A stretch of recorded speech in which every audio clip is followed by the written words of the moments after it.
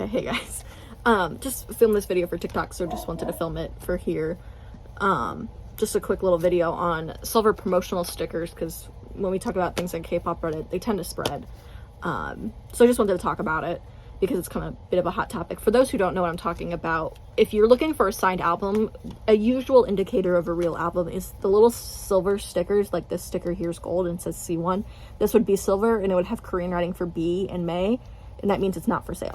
And it's a promotional album. And most promotional albums are given out and they're signed, and so that's how you can sometimes verify whether an album is real or not. Where like this gold C1 sticker, if it was on an album and it was signed, 9 times out of 10 it'll be fake. Because the only other way they could be signed is through a fan sign or like some sort of giveaway or M-Wave. And like, especially like for big artists like Kara here, the chances of a C1 album being signed are really low. So most people usually look for the silver promotional sticker, and we were talking about whether they make fake ones or not. And the answer is they aren't fake, but they are taken from other albums.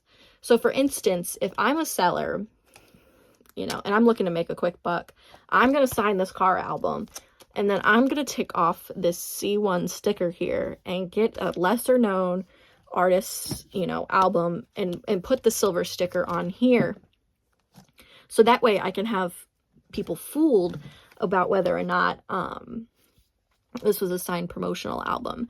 And the way I discovered this is I have my own fake signed album. I was able to determine that it was off just because of the signatures and the way it looked. But it was a very convincing signed album. I mean, it looks identical, and I bought it at a pretty well-known shop in Korea. So I was a little shocked to get it. But recently people were talking about fake bimae stickers, and someone's like, well, they're not really fake because there's no market to fake these. But they take one of, a bimae sticker off one album and put it on another. And I knew this album was fake just by looking at the signatures. So I looked up the bimae number, because if you can't tell, I know the line's down here. There's little numbers down at the bottom here, and those numbers correlate to the album. So if you go on the Korean Music Association's website, KOMCA, Komka, if you go on their website, you're able to type in this number even for the C1s, and it will be registered to this album. Same thing with the bimaes. The bimaes have the same little numbers, and so you can look it up.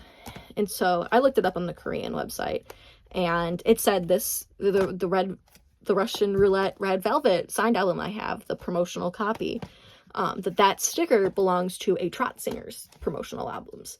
So somebody got a hold of that Trot Singers sticker and put it on here, because it's much cheaper and much easier, rather than trying to manufacture and have this whole underground, sticker printing process. It's much easier to find some lesser known or damaged album and take that silver promotional sticker off and put it on an album like this, sign it, and then sell it. Because, I mean, even to be honest, there's really not just a market for these silver fake stickers, because people will buy it even with the C1. I've seen tons of signed albums that have the C1 and they claim to be a promotional copy, which is impossible. It will never be a promotional with a C1. And they still sell them and they still make money, and it's a problem just because people aren't aware of what they should be looking for. But now I see people be like, well, it has the bimae, so it's real. And that's not necessarily true, especially with the popular groups. I mean, if I wanted to make a quick buck, I could take a BTS album, sign the front of it, scrape off a promotional sticker off a lesser known album, stick it on the back of the BTS album, and get $300 some odd for it. Like, that's the kind of scam. So you also need to look at the signatures, because 9 times out of 10, there will be something not missing here. So you need to look at the signatures. And then you need to, if there's a picture of the bimae, hopefully you can see the full number, and then go on the KMOCA's website and search up the number. If you're wondering how to do, search up the number and stuff, because the website's in Korean, if you Google search bimae, B-I-M-A-E, sticker lookup, there are instructions from Reddit and Twitter and all of that you can just look up and use their guides.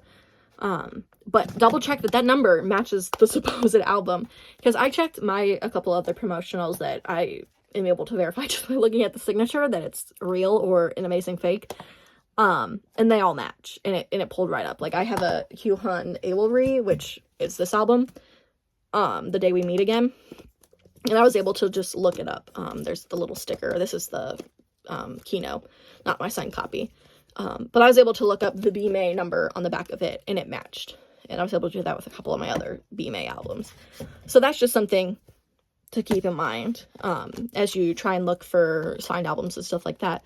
I know it's a little confusing, but these are albums that we're talking to sell for hundreds of dollars. So it's always better to do due diligence and not spend the money on a fake album than it is to buy something.